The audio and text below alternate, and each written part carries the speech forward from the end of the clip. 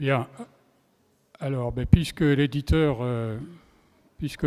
vient d'entrer dans la salle, on va commencer. Donc, je me présente. Moi, je suis Thierry Paulet. Je suis le directeur de l'Agence française de développement ici en Polynésie française.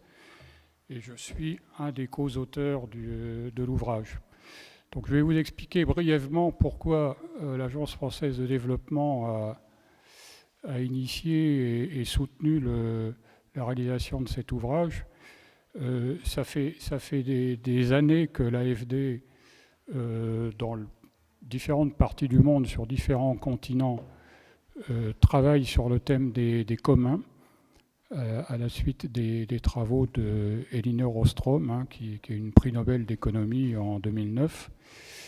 Et ça faisait déjà quelques années qu'ici, à l'agence de Tahiti, on cherchait à travailler sur le thème des communs, spécialement en ciblant le Pacifique. Et on a eu l'idée, si je puis dire, de rebondir sur le fait qu'en Polynésie, il y a une tradition de jachère qui s'appelle le rawi, dont on va parler, qu'il y a une renaissance des raouis en Polynésie française, qu'on avait un certain nombre de cas qu'on pouvait étudier. Et ce qu'on a cherché à faire donc, dans cet ouvrage, c'est de questionner, en somme, l'utilisation qu'on pourrait faire de la notion de commun, sur laquelle on va revenir tout à l'heure, en l'articulant avec le rawi, donc avec la tradition polynésienne. Alors, cet ouvrage, il est organisé en 6 chapitres. Il y a 2 chapitres qui sont des chapitres historiques, qui traitent le rawi avant l'arrivée des Européens et un rawi sous une forme, sous sa forme moderne. Ensuite, il y a 3 chapitres qui portent sur des études de cas et enfin un ultime chapitre qui qui examine dans quelle mesure on pourrait opérationnaliser cette notion de commun et comment financer des projets d'amélioration et de gestion des espaces lagonaires en utilisant cette notion. Alors, donc c'est un livre qui a été écrit à 4 personnes. Et aujourd'hui, nous ne sommes que 3. Il en manque un qui est coincé sur la RDO. Donc, on va un peu bousculer l'ordre de présentation. Normalement, Tamatoa Bainbridge, qui va finir par arriver, devait faire un petit résumé des 2 chapitres historiques. Donc on va attendre qu'il arrive. Et en attendant, c'est Christian Monté qui va faire une présentation des 3 chapitres qui constituent les études de cas. Et ensuite, moi je suis l'auteur du 6e chapitre, donc je parlerai du 6e chapitre, soit avant, soit après que l'arrivée de Tamatoa Bainbridge. Voilà, donc Christian, je te cède la parole. Merci. Alors, donc je vous parle du rawi, mais sans la compétence historique et sociologique et ethnologique de Tamatoa, mais il vous entretiendra de ça dès qu'il arrive. Donc je pars tout de suite. On m'avait conseillé de ne pas faire de PowerPoint, mais le naturel revient au galop. J'étais enseignant dans cette université où on ne pratiquait que le PowerPoint. Je ne peux pas m'en passer. Donc j'en fais un peu. Rassurez-vous, ce n'est pas beaucoup et ce n'est pas, j'espère, trop compliqué et trop théorique. Donc le problème qui se pose dans cette affaire de commun, parce qu'en réalité on parle du rawi, c'est un des aspects, c'est l'aspect le plus direct, le poisson et comment se restreindre dans l'exploitation du lagon en matière de poissons, et pas que de poissons, enfin d'autres ressources du lagon, afin de préserver la ressource et son exploitation sur le long terme. Mais le problème des communs est évidemment bien plus large, et même en Polynésie française, puisqu'il peut concerner des communs terrestres, et puisque le lagon aussi comprend non seulement l'exploitation de la ressource en poissons ou autres, mais également les interactions avec d'autres usages du lagon, comme l'usage touristique, ou tout simplement récréatif, et puis aussi tous les aspects des riverains qui ont le regard sur le lagon et l'accès aux usages du lagon. Donc le problème des communs, les communs en fait ce sont des ressources exploitées en commun, précisément dans la terminologie d'Ostrom. Ça peut être des lacs, des forêts, des pâturages, des zones de pêche, etc. Ce sont des ressources que l'on peut exploiter, donc soustraire du stock, entre guillemets, existant, ou qui peut être produit d'ailleurs, et ça les distingue de ce qu'on appelle les biens publics purs, comme l'air ou la défense nationale, par exemple, qui sont des choses que lorsqu'on en consomme, on n'empêche pas les autres d'en avoir. Hein. Mais les ressources en question, lorsqu'on les utilise, on les prend aux autres. Hein. Donc ça, c'est un premier point. Et deuxième point, ce sont des ressources qu'il est difficile d'exclure, dont il est difficile d'exclure l'usage à différents utilisateurs, parce que ce sont des ressources sur lesquelles on peut difficilement mettre des barrières à l'accès, contrairement à ce qu'on appelle les biens de club, par exemple. Une piscine, par exemple, peut être utilisée par une collectivité, mais fermer l'entrée avec un droit d'entrée. Bon, ça c'est ce qu'on appelle un bien de club. Mais on ne peut pas le faire parce que ce sont typiquement des situations où on ne peut pas mettre des barrières, des fils de fer barbelés, des murs, pour protéger l'accès. Et donc, dans ce genre de situation, chaque utilisateur a intérêt à tirer le maximum de la ressource pour lui-même.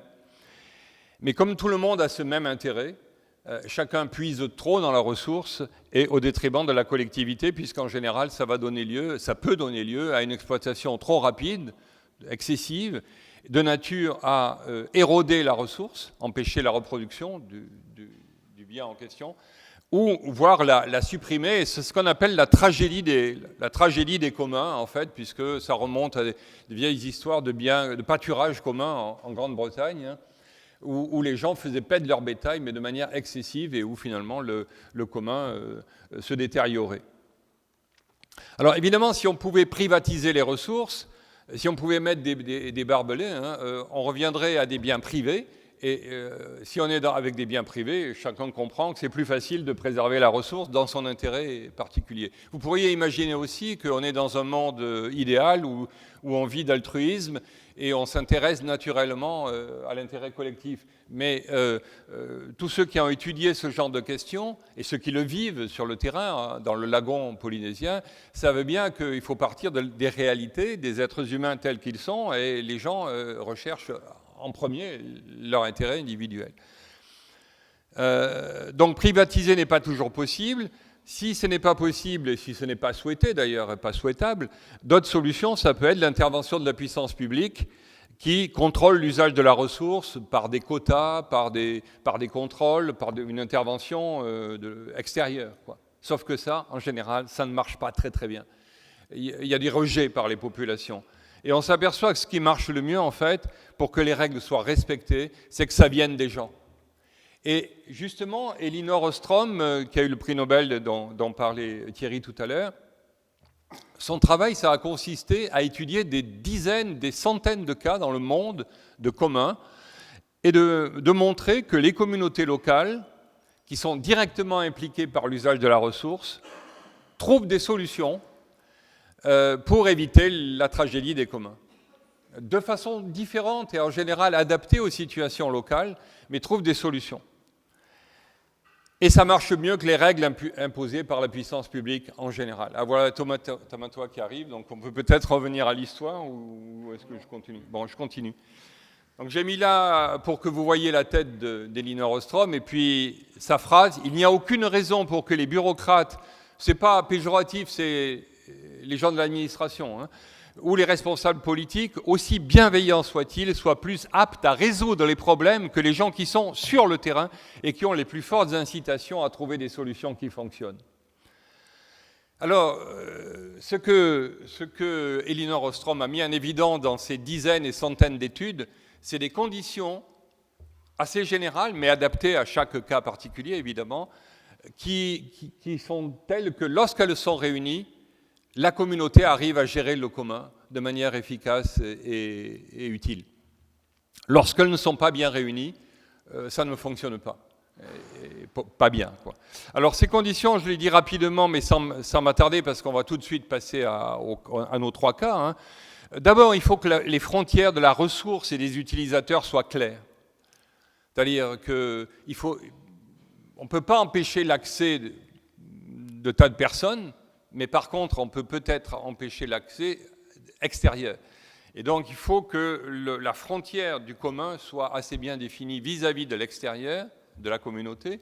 Et il faut ensuite que la frontière de la ressource elle-même soit bien définie. Mieux elle est définie, mieux ça marche. Plus la ressource est floue, ça peut être, par exemple, dans le cas du tourisme, la ressource, on ne sait pas ce que c'est maintenir la qualité de l'eau, c'est maintenir sa beauté. Bon, c'est des choses un peu floues, c'est plus difficile à gérer que lorsque la ressource, c'est des crevettes, des poissons, etc.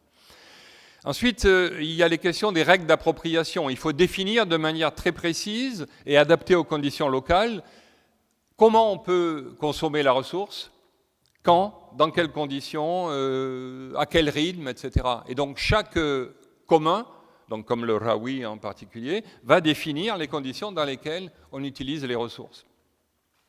Troisième condition, participation collective des utilisateurs aux règles et à leurs modifications. Ça, c'est un élément essentiel. Quand ça ne vient pas des gens, quand les gens ne sont pas concernés, quand c'est imposé de l'extérieur, ça ne marche pas bien. Quand ils participent, ça marche mieux. Mise en place d'un mécanisme d'autosurveillance, à la fois de la ressource et de son usage. Les sanctions pour le non-respect, parce qu'il y a toujours des gens qui ne respectent pas. Alors là, on montre que ça marche mieux si les sanctions sont progressives, graduelles. D'abord, un petit avertissement, puis le carton rouge, puis on peut passer à des sanctions très graves. Et dans le Rawi ancien, je pense que Tamatoa nous en parlera, ça pouvait aller jusqu'à la peine capitale, si j'ai bien compris. Enfin bon, on n'en est pas là avec le Rawi moderne. Définition de moyens simples et rapides de résolution des conflits entre les participants de la communauté et entre la communauté et l'extérieur. Reconnaissance des droits par l'extérieur, notamment par l'administration, le gouvernement. Et puis, et ça c'est très important pour nos histoires de lagons ici, lorsque les communs sont complexes, il faut des niveaux imbriqués de gouvernance. Et ça rejoint ce que Thierry nous dit dans le dernier chapitre aussi sur l'idée de commun mixte, ou comment tu l'as ? Hybride, voilà. Donc nous sommes intéressés plus précisément dans notre étude ici, et ce qui donne les différents chapitres du livre, à 3 cas, l'atoll de Fakarava, le lagon de Moorea et le Rawi de Tiopo, hein, de Tayarapu. Donc à chaque fois, nous avons des ressources, mais la ressource, c'est le lagon en fait. Et de manière plus précise, ce sont les usages qu'en font les gens, mais en général, c'est multi-usages. Parce que vous allez trouver des usages par les pêcheurs, bien sûr, mais aussi touristiques, mais aussi perliculture, mais aussi les riverains, etc. Alors les risques, vous comprenez, c'est le risque perçu dans tous les cas de commun, surpêche, et on a vu le reportage sur le Rawi en constitution à Papara, avec les petits poissons qu'on nous a montrés dans le reportage, qui sont pris alors qu'il fallait les laisser grandir manifestement, et que donc c'est du gaspillage de ressources. Le tourisme, c'est plutôt les risques de pollution, d'effets externes sur les autres activités, dont la pêche, les risques d'encombrement. Il y a le problème du déversement des déchets et des effluents provenant du terrestre et des riverains. Et puis la périculture, on sait que s'il y a excès d'usage du lagon, ça conduit à des problèmes de pollution et de destruction du lagon. Et donc ça nuit aussi à l'activité perlicole elle-même. Alors, le Rahui, alors il faut que je fasse attention à ma prononciation, on m'a donné des cours, mais Rahui, bon, rassurez-vous, j'y arrive pas, donc je le... Bon. Alors, les règles en question, bien, il faut que ça soit des règles volontaires, parce que pour que ça marche, il faut que ça vienne des gens, hein, et on a affaire à des gens qui respectent leur intérêt individuel. Donc, il faut que l'intérêt individuel converge vers un intérêt collectif. Eh bien, celui de Tiopo, on l'a vu, vérifie de manière très bonne. Voilà des photos prises à Tiopo par Tamatoa, sur des activités des participants au Rahui. Il faut que on vérifie si les conditions d'Ostrom sont réunies. Et effectivement, dans le cas de Tiopo, elles le sont très largement, et c'est pourquoi ça marche.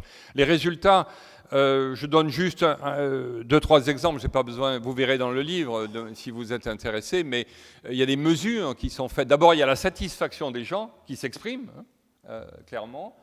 Les gens sont satisfaits par le système. Et ensuite, on voit clairement qu'au niveau densité de poissons et biomasse, ça fonctionne. La biomasse augmente et la densité de poissons augmente dans la zone particulière du Rahui qui est ici. Hein. Alors, revenons aux conditions d'Ostrom. Les frontières, dans ce cas-là, elles sont très claires, hein, très bien définies.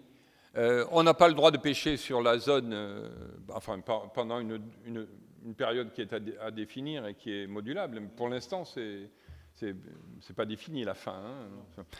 Mais par contre, on peut pêcher autour de la zone. Et il y a une restriction de l'activité des autres intervenants sur le lagon, notamment les touristes ne peuvent pas s'arrêter sur le Rahui. Et la plongée est interdite dans la zone. Au niveau des choix collectifs, toutes les parties prenantes participent aux décisions du comité d'organisation, hein, y compris les représentants du tourisme et les agriculteurs. Il y a un système d'autosurveillance de la ressource. Les gens surveillent s'il y a des gens sur le Rahui ou s'il y a éventuellement des gens qui pêchent et communiquent rapidement, et puis ça fonctionne. Il y a des sanctions qui sont prises. Les sanctions sont effectivement souples et graduelles.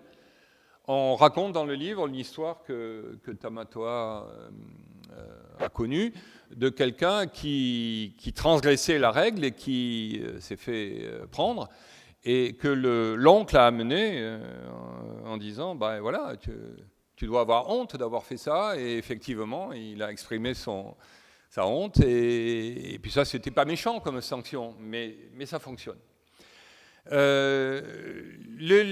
lieu des résolutions de conflits, c'est simple, c'est local, c'est peu coûteux, ça passe en général par les mairies, en fait, hein, les communes. Le Rahui de Tiopo est reconnu et les droits sont reconnus par les services administratifs, par le gouvernement. Et il s'agit, vous l'avez compris, d'un commun complexe puisqu'il y a multi-usages, il y a les touristes. Donc il faut une multi-gouvernance, hein, il faut des liens imbriqués avec les autres éléments et ça marche. Et notamment, on a vu là le rôle très important du Tabana comme fédérateur, comme facilitateur de la résolution des conflits. D'ailleurs, dans cet aspect multi-usage du lagon, en fait, là, ce que je viens de dire, c'est le respect des conditions 1 à 7 que j'avais énoncées d'Ostrom au tout début. Elles sont bien respectées dans le cas de Tiopo. Mais en plus, pour ce qui est des aspects multi-usages, il se trouve qu'on a plutôt de la chance dans ce cas-là, parce que les multi-usages sont quand même assez complémentaires, plutôt que radicalement conflictuels. Hein. Dans le cas de Tiopo, par exemple, le tourisme, c'est un tourisme plutôt vert, on va dire, hein, plutôt respectueux de la nature. Il y a les surfeurs là-bas, mais qui sont respectueux de la nature.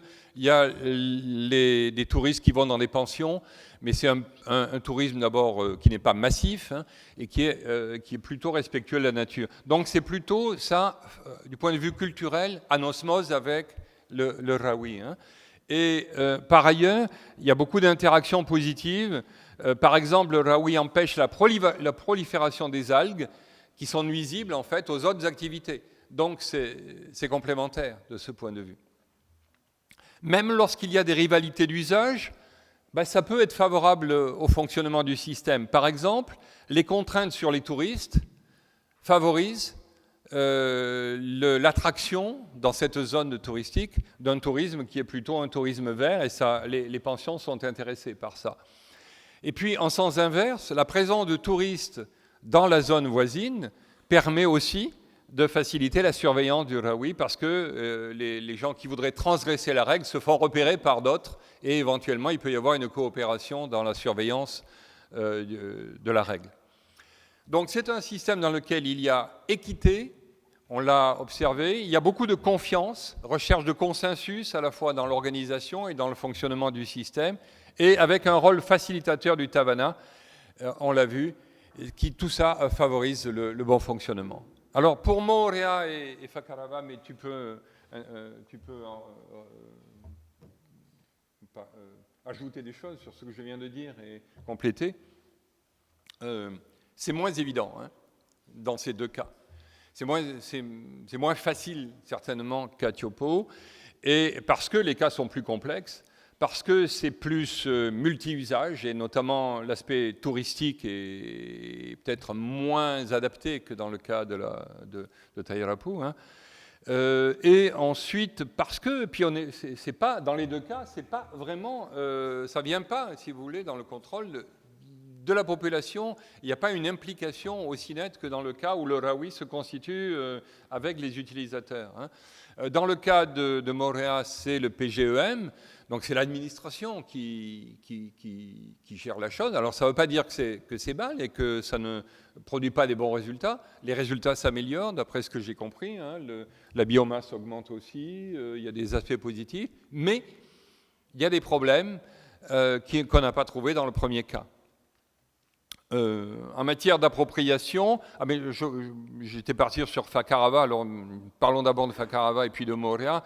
À Fakarava, les frontières dans l'utilisation des ressources, si vous regardez la carte, et le cas de Fakarava, c'est une homme et biosphère de l'UNESCO. Donc c'est là une intervention, là aussi extérieure en quelque sorte, mais qui est censée faciliter la préservation de l'environnement et du système.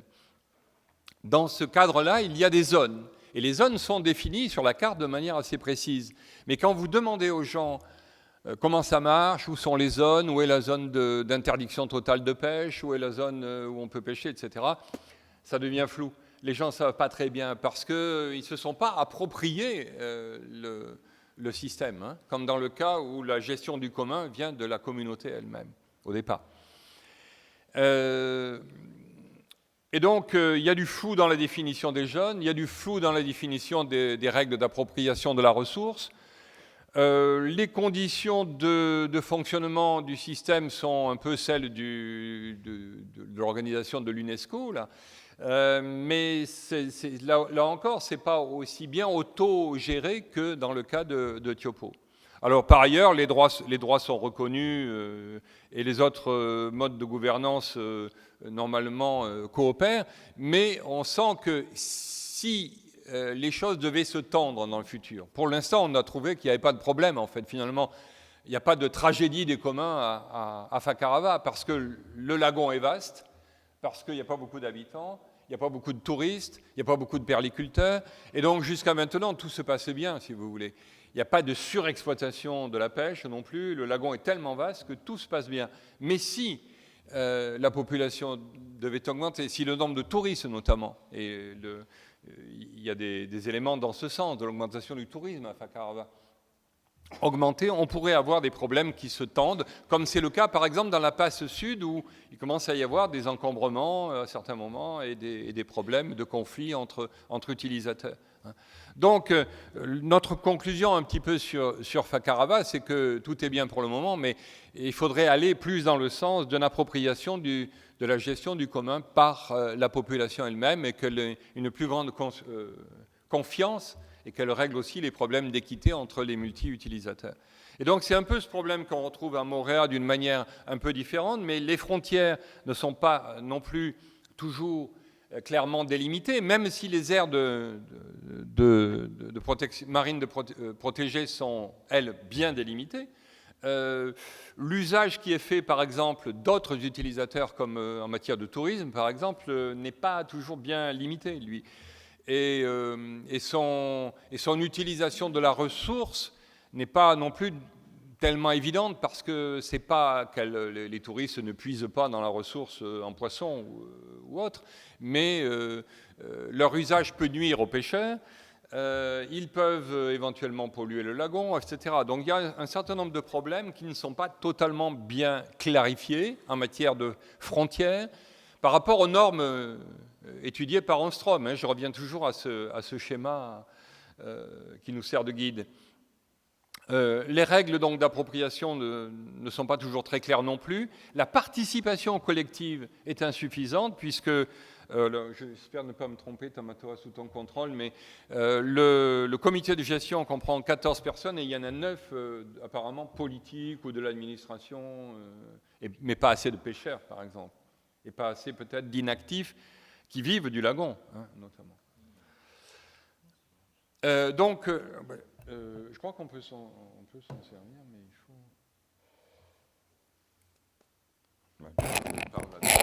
Prends le micro si tu veux parler. Oui.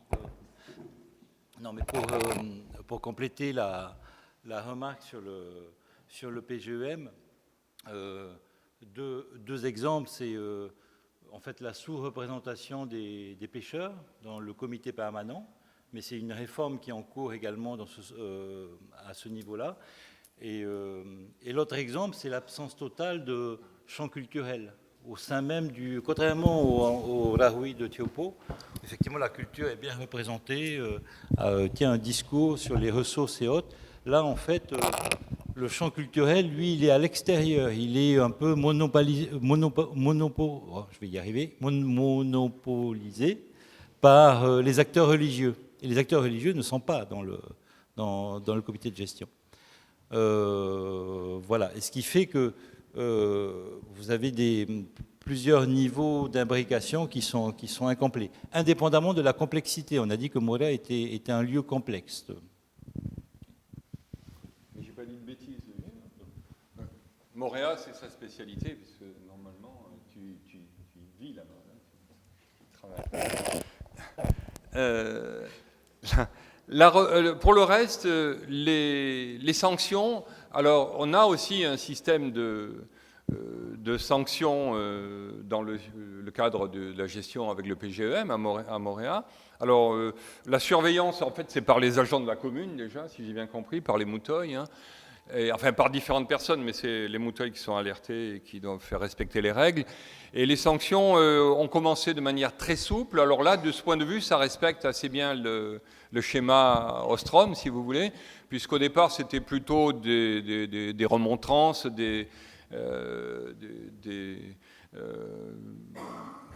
comme un carton jaune, comme je le disais précédemment, mais ça devient plus sévère maintenant, et je crois qu'on passe à des amendes, enfin on est en train de passer à des systèmes d'amendes. La résolution des conflits se fait dans le cadre de la commune de Moorea. Les droits sont reconnus, là aussi, évidemment. Donc, de ce point de vue, on respecte les critères d'Ångström. Et puis, pour ce qui concerne les niveaux imbriqués de gouvernance qui sont nécessaires avec ce commun très complexe, ce n'est pas vraiment, on peut dire, bien organisé. Et là, je pense qu'il y a des améliorations possibles et probables de ce côté-là quand on révise les conditions du PGEM. Mais une chose certaine, c'est que quand on regarde les questions d'équité et de confiance qui nous sont apparues comme très importantes dans le cas de Tiopo, on ne les retrouve pas dans le cas de Moorea. On sent un manque d'équité de la part de certains des parties prenantes du lagon, notamment les pêcheurs et les personnes inactives qui vivent du lagon, qui trouvent qu'on fait une part trop belle au secteur touristique. Et il y a aussi un certain manque de confiance dans l'institution qui s'exprime. Donc pour les Rahui qui se mettent en place dans d'autres zones des lagons autour de Tahiti ou ailleurs dans les Tuamotu, il faut penser à ça dès la conception. Et c'est vrai que quand la gestion du commun vient des gens, ça marche mieux. Bon, voilà, mais comme je l'ai déjà dit, il y a quand même c'est pas négatif, on n'est pas négatif ni sur Fakarava parce que, bon, par chance, le lagon est tellement grand qu'il n'y a pas de problème. Et pour Moorea, il y a une amélioration grâce au PGEM. Donc on n'est pas là pour dire c'est mal et jeter le discrédit sur un système ou sur un autre. D'ailleurs, au passage, je signale que Elinor Ostrom était tout sauf une dogmatique. Hein. Elle venait d'horizons culturels qui sont la Sciences Po, puisqu'elle a travaillé en Sciences Po au départ. Elle a eu le prix Nobel d'économie sans être à proprement parler une économiste, et elle était très ouverte dans son travail et dans sa façon de faire sur toutes les pensées. Elle est même allée étudier la théorie des jeux en Allemagne avec Reinhard Selten, un autre prix Nobel d'économie, pendant un an entier. Enfin, c'est dire qu'elle était ouverte à toutes les pensées, et à aucun moment dans ses travaux on ne voit de présentation dogmatique et sectaire. C'est pas la gestion communautaire des communs, il n'y a que ça de vrai, pas du tout. Hein. Elle explique même que dans beaucoup de circonstances, et plus le commun est complexe, et c'est le cas avec nos lagons ici, plus il faut justement joindre tous les éléments possibles de gouvernance, depuis d'ailleurs des éléments de marché. Hein. Par exemple, elle dit qu'en Nouvelle-Zélande, il y a un mélange de droits sur des quotas d'exploitation de ressources, par exemple, qui sont accordés aux parties prenantes et qui passent par le marché. Donc il y a un prix des quotas, quoi, hein, comme il y a un prix des émissions de CO2, hein, il y a un marché des émissions de CO2 dans le monde, ben, on peut mettre en place ce genre de choses. Donc ça, c'est l'aspect marché, hein, le rôle du marché. Il y a l'aspect gouvernance par la communauté, et il y a l'aspect gouvernance par la puissance publique et son rôle très important. Et donc l'AFD, par exemple, est sensible à ça. Pour financer, il faut qu'il y ait derrière des représentants de la puissance publique d'une façon ou d'une autre, notamment les collectivités. Voilà. Merci Christian. Peut-être, excusez-moi pour mon retard déjà, d'être arrivé un peu en retard, d'autant que je devais faire une présentation au début un peu plus historique et puis un peu aussi expliquer pourquoi commun et océan, et puis pourquoi le Rahui, donc commun et océan. Voilà, et faire peut-être aussi quelques rappels. Mais bon, la première chose que je voudrais dire sur le Rahui, c'est que déjà, dans le monde, enfin dans les océanistes, les chercheurs, en fait, c'est une notion qui a été assez peu étudiée sur les 50 dernières années. Beaucoup ont travaillé sur le mana, le pouvoir d'origine divin, ou sur les tapus, les interdits, qu'on retrouve dans le Pacifique central, aussi dans le Pacifique oriental. Et au fond, cette notion de Rahui est un peu passée à l'as, alors qu'elle est, selon Douglas Oliver, un anthropologue qui a écrit Ancient Tahitian Society, c'est un des concepts clés pour comprendre le système de fonctionnement polynésien, les tapus, le mana, le pouvoir d'origine divin, et les Rahui. Alors, vous allez me poser la question, mais quelle est donc la différence entre un Rahui, un interdit sur un espace ou une ressource, et puis un tapu qui est aussi une forme d'interdit? Dans un cas, dans le tapu, on est dans les interdits plutôt d'origine divine, alors que les Rahui, ce qui est paradoxal, c'est que les Rahui, c'est les chefs, enfin, c'est les groupes sociaux qui pouvaient décider de sa mise en place ou pas. Or, je vais même aller jusqu'à dire que c'était le principal attribut des chefs et des communautés, ce pouvoir de décision. Donc, ça va au-delà de la jachère. C'est vraiment dans un sens politique où on ferme une ressource. Ça pouvait être à de multiples occasions, hein, la naissance d'un nouveau-né, d'un premier-né en particulier, ou au contraire la fin d'une guerre. On a des Rahui, enfin, on en connaît un à Huahine, où William Ellis un missionnaire nous parle d'un Rahui qui était fermé pendant 30 ans, à cause d'un conflit ancien qu'il y avait entre deux chefferies. Et donc ça, c'est un premier élément. Un deuxième élément, c'est qu'en fait, non seulement on a longtemps pensé que ces modes de gestion des espaces et des ressources étaient l'apanage des chefs, et en particulier des ari'i, donc des grands chefs, des aînés des groupements élargis. Et on s'est rendu compte petit à petit, en faisant nos travaux, qu'en réalité, même les Rahui pouvaient être mis en place par des groupements moins prestigieux que les Hari, comme les Ra'atira ou comme les Manahune, les statuts inférieurs, sur leur propre territoire qui contrôlaient eux-mêmes. Donc là aussi, si vous voulez, dans le passage de la tradition à la modernité, ce n'est pas une réinvention complète du Rahui au sens où on l'a vu sous la forme des communs, mais c'est au contraire une des dimensions anciennes de ces Rahui qui était gérée collectivement, bien qu'on est bien dans des sociétés segmentées, mais ce que je voulais dire, c'est que ce n'est pas l'apanage juste du chef. Là aussi, depuis une vingtaine d'années, on va dire, je ne vous cache pas que la communauté scientifique, en particulier, je ne parle pas des sciences de la nature, mais des sciences sociales et humaines, ont été pris de court par la rapidité avec laquelle les gens dans tout le Pacifique ont fait renaître les institutions anciennes. Le Rahui en fait partie. C'est pas du tout à l'initiative de la science ou des chercheurs que tout ça est.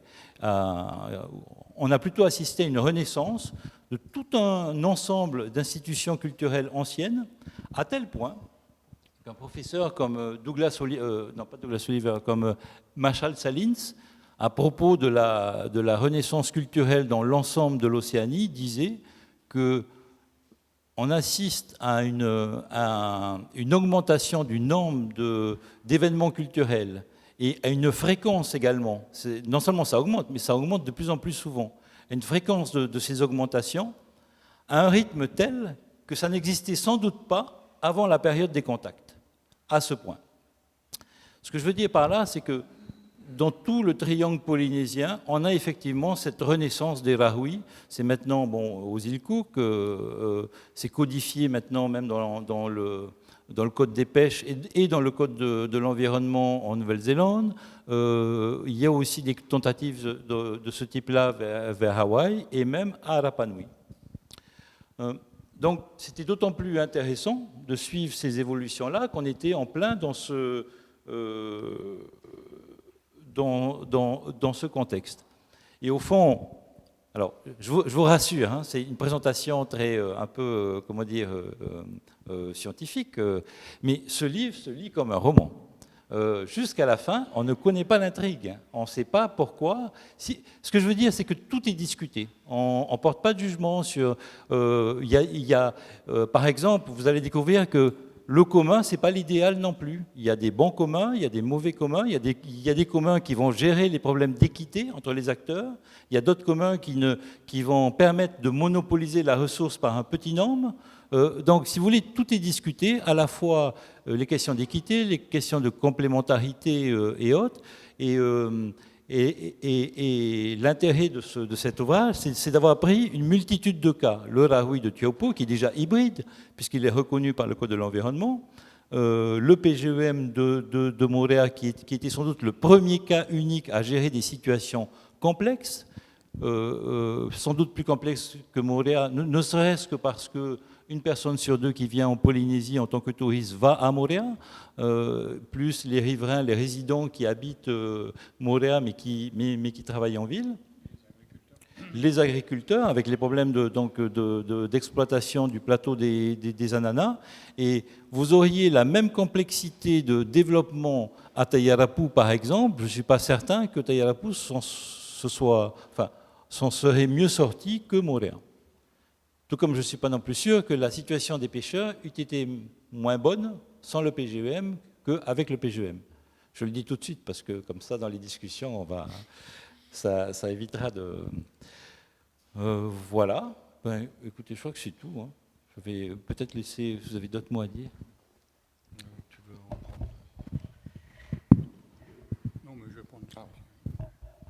Oui, et ben donc avant de passer la parole à la salle, je vais faire une petite synthèse de ce qu'on dit dans le dernier chapitre, qui s'appelle « Comment opérationnaliser les communs », ou pour être plus français, « Comment rendre opérationnelle la notion de commun à propos de la problématique de l'environnement et des lagons ». Donc dans ce chapitre, on reprend tous les enseignements des études de cas ce qui ressort, c'est que le Raoui simple, qui est en fait un système de jachère, il est très bien pour protéger les ressources. Hein, par exemple, la surpêche dans tel et tel lagon, dans tel secteur. Mais ça ne permet pas de prendre de front l'ensemble des questions environnementales. Hein, si on prend un archétype d'un lagon, dans lequel il y aurait des parcs à poissons, des pêcheurs, des opérateurs touristiques, des opérateurs de plongée sous-marine, des perliculteurs, plus des hôtels, des pensions, une urbanisation diffuse, et donc des problèmes d'assainissement, des problèmes de lentilles d'eau douce qui devient saumâtre, et la question lancinante des déchets solides, on voit qu'on a affaire à un ensemble de problèmes qui dépassent largement celui du Raoui de Teahupo'o, par exemple. Et donc, ce qu'on cherche à montrer dans ce chapitre, c'est que la notion de commun, à propos d'un lagon, elle aurait déjà une vocation pédagogique pour faire prendre conscience à tous les acteurs, à tous les opérateurs qui vivent autour du lagon, tous ceux que j'ai cités récemment, qu'en fait, ils travaillent sur la même ressource. La ressource, c'est entre autres la qualité des eaux du lagon. Et on sait bien que quand il y a une surexploitation en perliculture, par exemple, il y a un bloom d'algues, et c'est déjà arrivé, et il n'y a plus de perliculture. Chacun des acteurs, par son activité, peut mettre en déséquilibre l'ensemble complexe qu'est le lagon. Alors, une fois qu'on a dit que le commun pouvait être une notion très, très utile et très, très pédagogique pour ça, on se heurte à une difficulté, enfin, du point de vue de l'Agence française de développement, c'est-à-dire du point de vue du développeur, du financier. La difficulté, c'est qu'un commun, ça n'a pas de personnalité juridique. Donc, ça peut même pas recevoir une subvention, ça ne peut pas emprunter. Et or, quand on parle, par exemple, de la problématique des déchets ou de l'eau potable, hein, tout de suite, on a besoin de financement. C'est la raison pour laquelle, dans ce chapitre, on met en garde contre une conception un peu trop radicale des communs qui est défendue par certains de nos collègues, qui est une conception qui évincerait l'État, l'administration et les collectivités locales du commun pour en faire quelque chose de purement local, spontané en somme, et que nous, on milite pour ce qu'on appelle le commun hybride, c'est-à-dire un commun qui, d'une part, serait doté d'une personnalité juridique. Ça commence à se faire dans certaines parties du monde.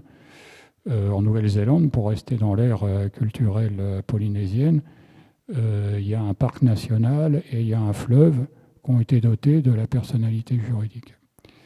Donc la faisabilité de ça en Polynésie française, ça reste à démontrer, mais enfin c'est une piste.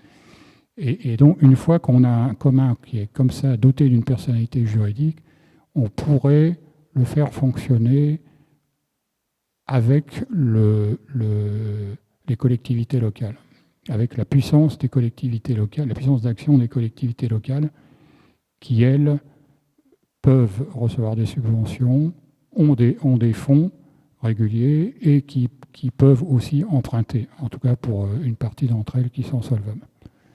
Voilà les quelques pistes qu'on met en avant dans ce dernier chapitre, donc qui vise